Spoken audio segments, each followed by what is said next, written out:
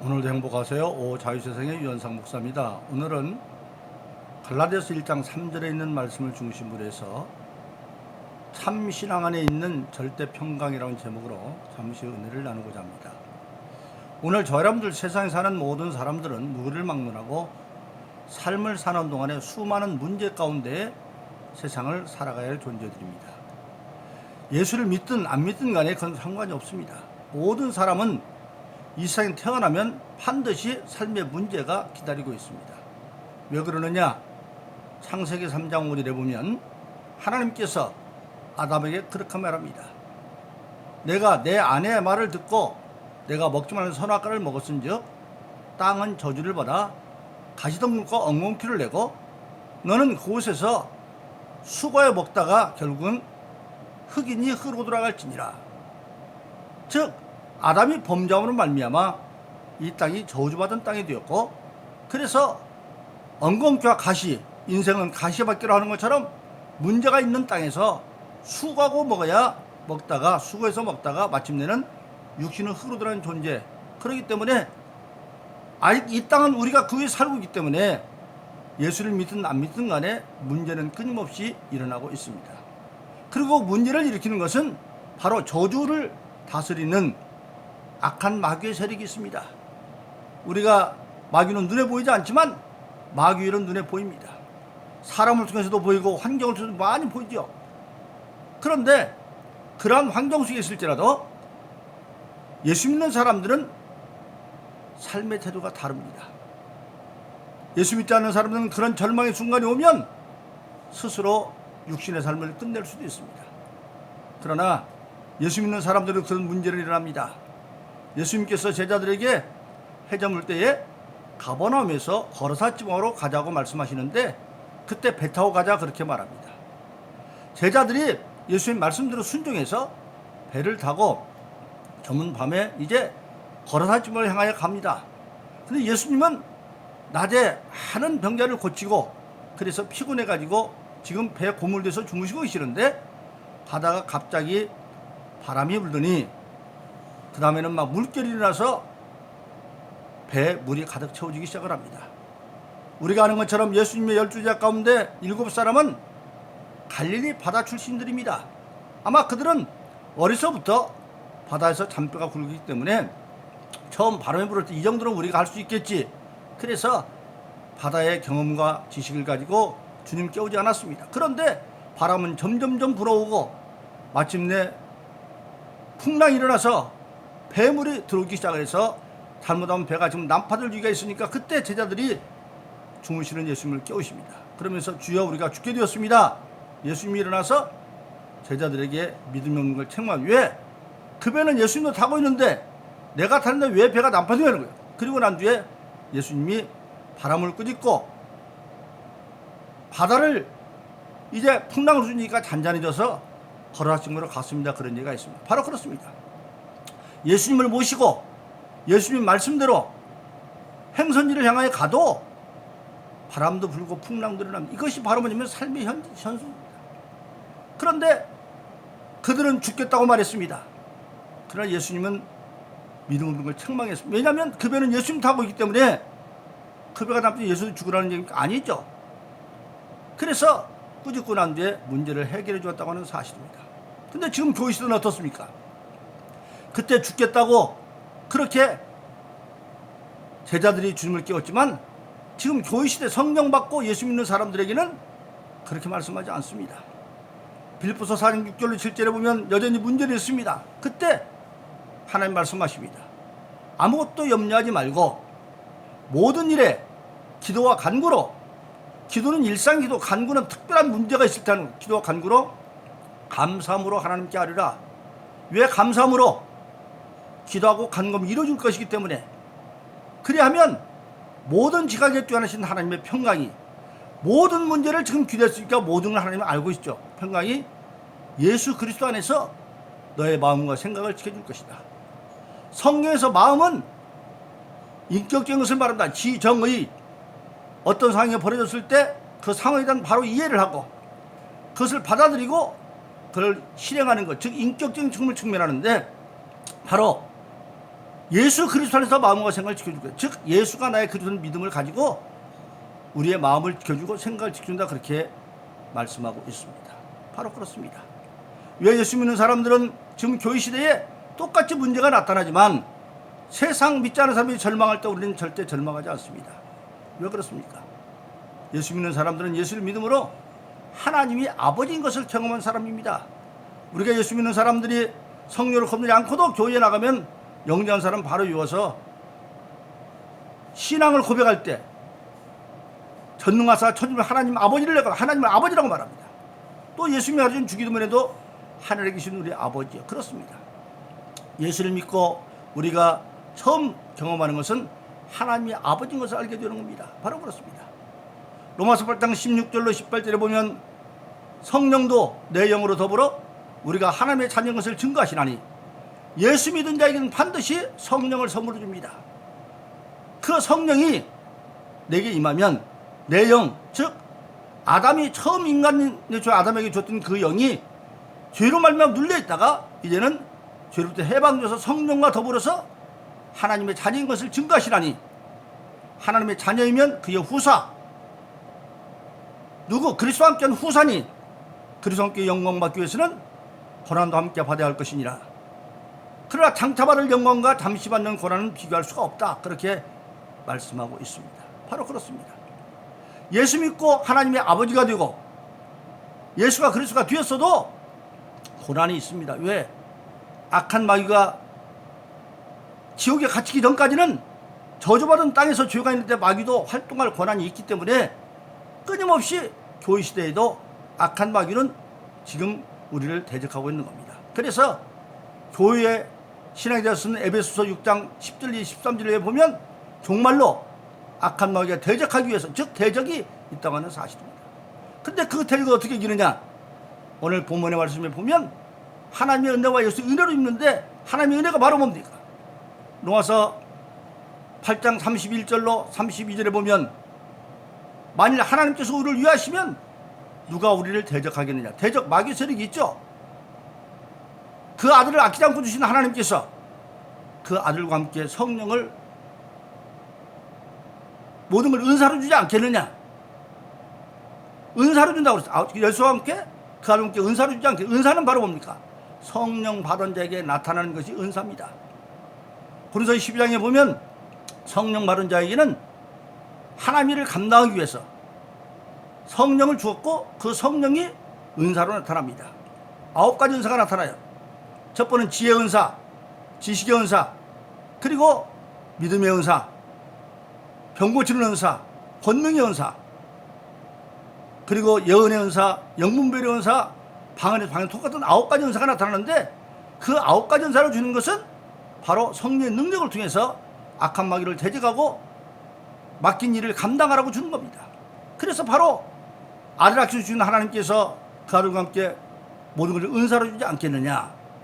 즉 오늘 본문에 말씀하신 것처럼 하나님이 나의 아버지가 되어지면 하나님은 우리에게 사람의 힘으로 안 되는 마귀의 세력, 구약성경 스가랴서 4장 6절은 힘으로 능으로 안 되나 하나님의 실로 된다. 인간이 아무리 능력이 있고 힘이 있어도 마귀는 대적할 수 없습니다. 성경은 예수님께서 비유합니다. 예수님의 제자들을 전도하러 보내면서 내가 너희를 보내는 것이 일 가운데 오는 양과 같다. 우리가 양이라고 한다면 악한 마귀의 세력은 일인데 어떻게 이길 수 있겠어요? 그러나 성령을 받으면 악한 걸 이길 수가 있습니다. 왜? 성령은 하나님의 전능하신 능이기 때문에. 그래서 하나님께서 예수와 함께 은사를 주어서 성령을 받아서 마귀를 이길 수 있도록 그렇게 말하고 있습니다. 그러니까 오늘 본문의 말씀에 보면 어떤 환경이 어려울지라도 하나님 아버지께서 성령 우리에게 주셨고 그리고 예수를 그리스도로 주셔서 예수로 말미암아 평강을 누릴 수 있다, 그렇게 말하고 있습니다. 바로 그렇습니다. 그러니까 문제는 일어나지만 우리는 예수 그리스도 하나님이 마음과 생각을 지켜준다고 말했어요. 그럼 예수는 누굽니까? 바로 하나님의 은혜는 예수를 우리에게 주신 것입니다. 우리가 아는 것처럼 요한복음 3장 16절에 하나님이 자기 전자 독생자를 주었으니 이는 저는 멸망지 않고 영생을 얻게 하십니다. 우리 인간은 다 죽을 수밖에 없어요. 왜 죽느냐? 아담이 범죄함으로 하나님께서 선악과를 정령 중다 말했어요. 그래서 우리 인간은 죄가 없는 아담이 하나님은 만들어졌지만 선악과를 따먹고 불순종의 죄를 지므로 그가 죄인이 되었고, 그 아담 위의 모든 인간은 다 아담의 후손이기 때문에 죄인입니다. 그래서 우리가 예수 믿는 사람들은 죄가 두 가지인 걸 압니다. 첫째는 원죄, 즉 아담으로 말미암아 여받은 원죄가 있습니다. 그러니까 그 원죄는 뭡니까? 우리 모든 인간들이 성경의 의인은 한 명도 없는데 다 죄를 짓는다는 겁니다. 근데 죄를 지어서 죄인이 아니라 아담으로 말미암아 물려받은 원죄가 있는데 그 원죄 때문에 죄인이니까 죄를 질 수밖에 없어요. 그래서 시편 51편은 우리가 어머니 태중의 죄 가운데 태어났다. 그런데 그 모든 죄값은 로마서 6장 23절에 보니까 죄값은 사망이다. 그러니까 아담부터 우리 인간의 모든 인간은 다 원죄를 가지고 있기 때문에 죄값은 사망이기 때문에 누구든지 다 지옥 갈 수밖에 없어요, 결론적으로.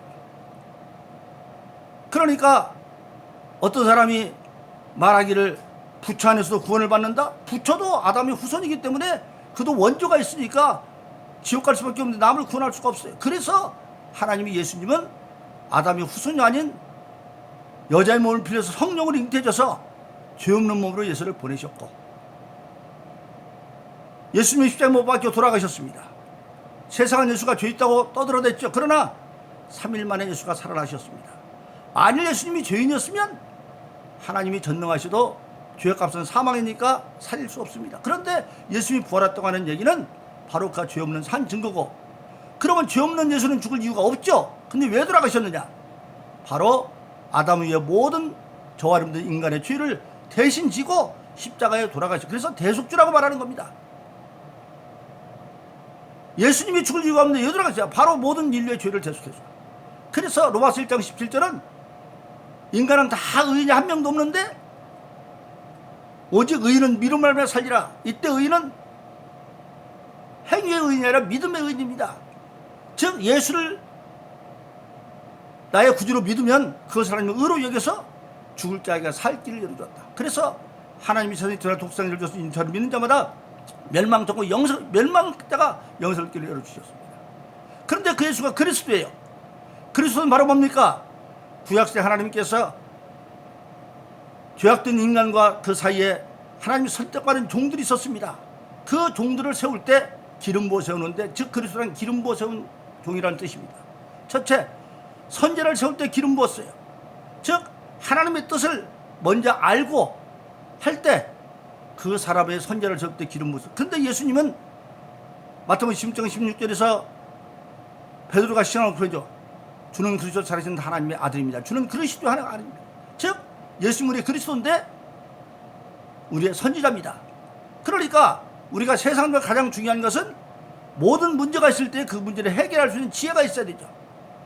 그 지혜를 예수님이 우리에게 주시는 겁니다. 그래서 야고보서 1장 5절은 너희가 지혜가 부족하거든 꾸짖지 않고 후히 주시는 하나님께 구하라. 그러면 너에게 모든 걸 주신다. 즉 하나님이 예수를 주신 것이 바로 우리의 가장 큰 지혜입니다. 그래서 우리에게 문제가 있을 때 문제 원인을 깨닫게 하고 문제를 해결할 수 있는 지혜를 부여. 또 우리가 예수 믿고 거듭났어도 하나님, 예수님, 성령을 부인하지 않는 행위를 얼마든지 지을 수 있습니다. 그 행위를 지었을 때에 바로 우리는 어떻게 그 죄를 해결합니까? 요한일서 1장 9절에 보면 그런 비슷해 자기를 자백하면 모든 일을 사유분이 깨끗게 하신다. 즉 예수님 우리의 속죄하는 제사장이 되어져서 우리가 바로 죄를 고백하면 모든 일을 깨끗게 합니다. 단 예외가 있습니다. 예수 믿고 거듭나서 은혜 받고 성령도 맛본 자가 예수를 현주 욕보이면 다시는 회개할 수가 없어요. 그래서 히브리서 6장 4절로 8절은 그렇게 말합니다. 한번 비침을 얻고 하늘의 은사를 맛보고 성령에 참여한 바 되고 하나님의 선한 말씀과 내세의 능력을 맛보고 타락한 자는 다시 새롭게 회개할 수 없나니 이는 자기가 하나님의 아들을 다시 십자가에 못 박아 현재 욕보였다. 즉 예수만 구주가 될 수 있는데 예수만 아담의 후손이 아니기 때문에, 그래서 사도행전 4장 12절은 예수에는 다른 구원받을 이름이 없다고 말했어요. 그런데 요즘에 예수밖에 구원이 있다고 말하는 어떤 돌아가신 분이나 또 천주교에서 불교하고 뭐 있다, 그거 잘못된 겁니다. 그런 짓만 저지르지 않으면 그건 회개할 수 없어요. 또 야고보서 죄송합니다. 요한일서 5장 16절은 사망에 이르는 죄를 지자가 있는데 바로 그런 죄인데 그냥 위에서 기도해 주지 말라고 그랬어요. 그런 죄만 짓지 아니하면 우리가 깨닫고 자백하면 우리를 정죄할 수 있는, 즉 제사장을 세우실 때 기름 부어 세우셨고, 그리고 좀 전에 말씀드린 것처럼 세상의 악한 마귀의 세력을 우리 인간의 힘으로 이길 수가 없습니다. 그런데 예수님은 우리의 그리스도인데 뭐냐, 왕을 세울 때 기름 부어 세우는데 그 왕은 백성들을 보살피듯이 예수님이 바로 우리의 영적 왕이 되어서 마귀를 이길 수 있는 권세를 우리에게 주시는 겁니다. 그래서 우리가 잘 아는 대로 사도행전에 보면, 오전에 보면 이제 제자들이 나가서 예수를 전하고 온갖 가지 병을 고치니까 대성과 서기관들이 그들을 갖다 감옥에 가둬버렸어요. 그런데 감옥에 갇혀 있는데 그 밤중에 천사가 와서 옥문을 열어버리고 너는 나가서 말씀을 전하라 그랬더니 제자들이 가서 도망간 것이 아니라 새벽부터 성전에 가서 다시 예수를 전합니다. 근데 날이 밝아서 이제 대성과 서기관들이 예수님을, 제자들을 데려다가 재판을 하고 사람을 보내니까 놀라운 일이 벌어졌어요. 감옥에 문도 닫혀있고 파수꾼도 있는데 사도들이 없어요. 어릿방울 있는데 그때 누가 와서 그래요. 아, 그들이 지금 성전에서 말씀을 가지고 잡아왔어요. 잡아와서 말하는 거예요. 대상들이 말합니다. 너희가 이 이름으로 예수를 전하지 말고 그러니까 왜 전해? 그러니까 그때 베드로와 사도들이 담대하게 말합니다. 너희가 십자가에 못 박혀 주신 예수를 우리 조상이 하나님께서 살리셔서 우리 임금과 구주로 삼았다. 즉 예수님이 임금이 되려면 우리의 구주가 될 권세가 있어야 돼요.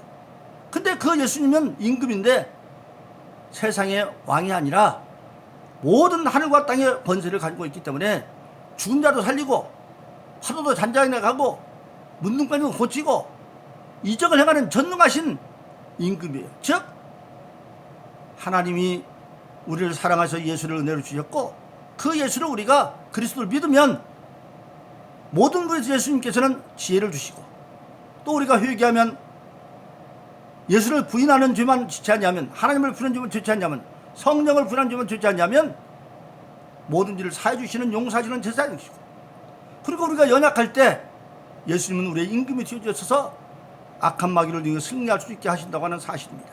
바로 그렇습니다. 그래서 오늘 저와 여러분들은 세상을 살아가면서 아무리 어려운 일이 당해도 좀 전에 말씀 빌립보서 4:6절처럼 아무것도 염려하지 말고 오직 기도와 간구로 감사함으로 왜 이루어질 것이 하나님께 아뢰라. 그리하면 모든 지각에 떨어진 하나님의 평강이 예수 그리스도 너의 생각과 너의 마음과 생각을 지켜주실 것이다. 그래서 예수 믿는 사람들은 세상을 살아갈 때 이제는 어떻게 살아갑니까? 예수 이름으로 세상을 살아가게 되어 있어요. 그래서 고린도서 3장 10절은 그렇게 말합니다. 무엇을 하든지 말은 일어나 다 예수 이름으로 하고 그를 심지어 하나님께 감사하라. 우리의 생활 자체가 말이나 일이나 일상의 삶을 살아갈 때 예수 이름을 하는 겁니다. 즉 예수라면 이때 예수님이라면 어떻게 생각하실까? 어떻게 말씀하실까? 예수를 본받아 살아요.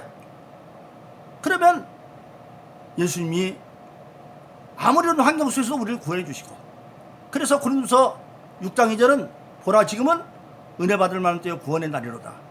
때 하루도 아침 점심 살 때가 있듯이 날마다 우리는 때를 따라서 은혜를 받음으로 구원받을 존재가 된다고 하는 사실입니다. 그래서 오늘 저와 여러분들은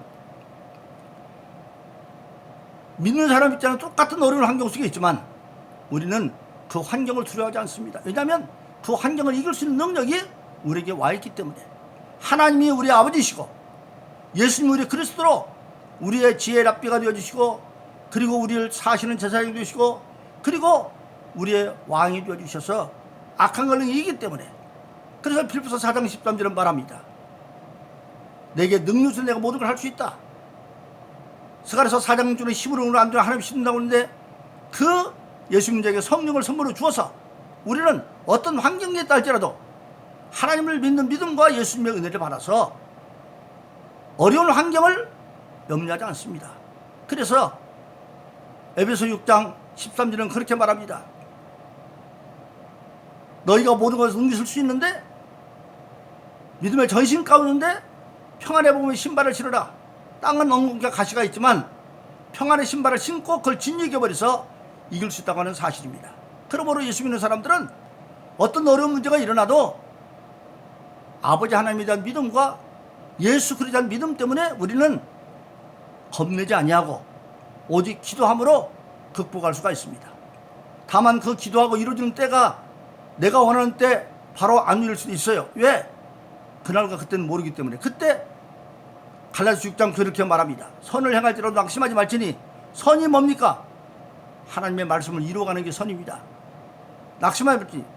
피곤치 않냐면 낙심하면 의욕이 떠니까 피곤하죠. 때가 되면 거두리라. 때가 되면 이루는 게 아니라 거둔다고 말해서 거둔다 말이 뭡니까? 농사짓는 법이죠. 즉 신앙은 근본적으로 농사짓는 법입니다. 그래서 씨 뿌리는 귀에서 좋은 땅에 뿌린 비유도 있으면 말하기를 좋은 땅에 뿌렸다는 것은 하나님 말씀을 선 말씀 듣고 인내를 지켜 결실한다. 하나님 말씀이 나에게 어떤 때는 감당이 어려운 말일 수도 있어요. 그러나 나로 할 수 있지만 하나님과 함께 한다는 그 믿음을 가지고 농사는 수확하기 전까지는 계속 들어갑니다. 종잣값도 들어가죠. 비료값도 인건비도 들어가죠. 농약값도 다 들어갑니다. 그러나 수확 때 더 많이 나는 확신이 때문에 농사를 짓는 것처럼 인내 가운데 결실하는 건 사실입니다. 그래서 낙심치 않고 피곤치 않냐면 때가 되면 거두리라. 그래서 저와 여러분들은 오직 하나님에 대한 절대 믿음과 예수님의 은혜를 받아서 어떤 환경 가운데서도 믿음으로 평안을 이루고 날마다 승리하는 여러분 되기를 예수 이름으로 축원합니다. 오늘도 행복하세요. 자유세상의 유현상 목사였습니다. 감사합니다.